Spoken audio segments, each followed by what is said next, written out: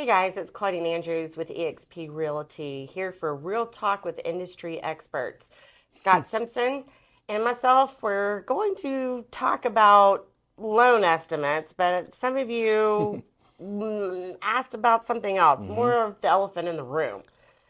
I have buyers, they're pre approved. Hmm. How much should I know about them after they come to me and I find them a house? What do you feel, Great. Scott? As a real Gr- estate agent, I feel like I do communicate with my lenders, but how much should I know? Absolutely. The good ones do. The good realtors, the good lenders, they talk amongst themselves about the buyers to best help them. The problem is there's too many people in the industry, out of town call center lenders, maybe realtors that aren't as seasoned as other ones, that they're only worried about their little part of the transaction, not knowing that we both need to be involved to make it as smooth as it can for the buyer. The biggest things I see ever, two things. One, what type of loan is the buyer actually approved for? Hmm. Okay. There's different loan types and different properties qualify for certain loan types. So you don't want being approved for one loan type and you as the realtor don't know that and you're writing an approval letter with a different loan type the property might not qualify for. The other one, biggest thing people are concerned about, obviously, when you're buying a house, what's my monthly payment? How much money do I need at closing? And it's a separate topic, And closing closing costs. costs. Exactly.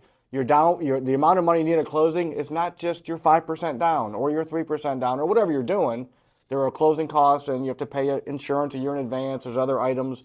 And there's ways that can be minimized by including them in your contract, what are called seller concessions.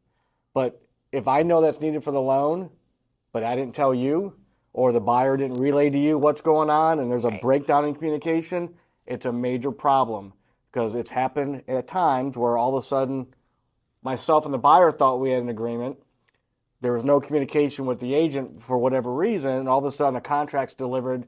We needed closing seller concessions. We don't have them, and there's not enough money to close on the loan. We have to go back and redo it, and it just causes problems for the buyer. And Yes. at the end result, we want to make this as smooth as possible for our buyer, and that's why we all need to be on the same page. Yes, I've had situations to where, my buyers tell me one thing and then I go to the lender, talk to the lender, Hmm.